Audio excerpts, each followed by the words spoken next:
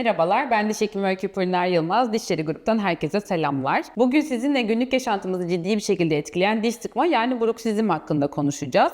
Diş sıkma nedir, belirtileri nelerdir, nasıl tedavi edilir bunlar hakkında bir bilgilendirme yapacağım size. İlk olarak diş sıkma yani bruksizm nedir bununla başlayalım. Diş sıkma veya gıcırdatma genellikle uyku, stres veya kaygı nedeniyle yapılan bilinçsiz bir alışkanlık aslında. Farklı tedavi, farklı yöntemlerle bunun önüne geçebiliyoruz. Diş sıkma veya gıcırdatma uyku, stres veya kaygı nedeniyle yapılan bilinçsizce bir alışkanlık aslında. Bu yaptığımız alışkanlık da hem dişlerimize hem de eklemlerimize, hastalarımıza ciddi zararlar verebiliyor. Peki bu diş sıkmanın belirtileri nelerdir? İlk önce bundan bahsedelim. Sizde diş sıkma var mı yok mu? Bunu anlamak için neleri bilmeniz gerekiyor? Bu belirtiler arasında dişlerde çatlaklar ve aşınmalar aslında önemli bir yer tutuyor. Bunun dışında sabah uyandığınızda eklemlerinizde, başınızda ağrı oluyorsa bu da bizim için önemli bir gösterge. Uykunuz sırasında yanındakiler bir sesten şikayetsizse bu da bize bir diş sıkması olduğumuzun gösteriyor aslında. Bunun dışında da başınızda, kulak çevresinde olan bir ağrı, sürekli bir ağrı yaşasanız bu sizin diş sıkmana sahip olduğunuzu bize gösteriyor aslında. Peki neden oluyor bu diş sıkma? Bundan bahsedecek olursak diş sıkmanın farklı nedenleri var. Bunun ilk başı aslında stres. Yani stresten dolayı çok fazla diş sıkma bizim karşımıza çıkıyor. Günlük yaşantımızda herkesin stresi var. Bu insanlarda genellikle diş sıkması şeklinde ortaya çıkıyor. Onun dışında ortodontik bozukluklar yani kapanış bozuklukları var olan hastalarımızda biz diş sıkmayı sıklıkla görebiliyoruz. Bunun dışında bahsedebileceğimiz başka bir neden de uyku bozuklukları. Uyku apnesi ya da uyku sorunları yaşayan hastalarımızda da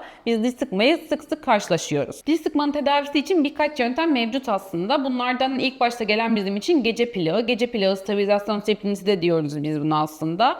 Bu bizim dişlerimize gelecek zararı engellemede aslında kullandığımız bir şey. Yani eklemlere, kaslara, dişlere gelecek zararı engelliyor ama bu sıkmayı engelleyen çok farklı bir şey değil. Onun dışında hastalarımıza biz egzersizler ve fizyoterapi tavsiye ederek eklemlerin rahatlamasını, ağrıların azalmasını bu şekilde sağlıyoruz. En güncel olarak kullanılan yöntemimiz şu anda botoks aslında. Botoks yaptığımızda hastaların eklemlerine botoks uyguladığımızda biz hastaları isteseler de o kasları kullanamıyorlar. Yani diş sıkmanın bu şekilde önüne geçiyoruz. Bunun bir tedavi süreci olduğunu yani ortalama 6 ayda bu tedavi botoks etkisi geçtikçe bu tedavinin tekrarlanması gerektiğini söylüyoruz hastalarımıza da. Bir de şu var ki tabii ki stresli bir hayat mümkün değil ama stresimizi olabildiğince azaltarak da biz bu diş sıkmasının da önüne bu şekilde geçebiliyoruz. Diş sıkma fark edildiğinde aslında tedavi edilebilen bir hastalık. Erken fark edildiğinde ise biz hem dişlere gelecek zararı hem eklemlerimize gelecek zararları hem de kaslara gelecek zararları engellemiş oluyoruz. Bu anlattığım tedavi yöntemlerinden hangisinin size daha uygun olduğunu kliniklerimizde gelip muayene olup doğrusunu öğrenebilirsiniz. Sağlıklı gülüşler dileriz.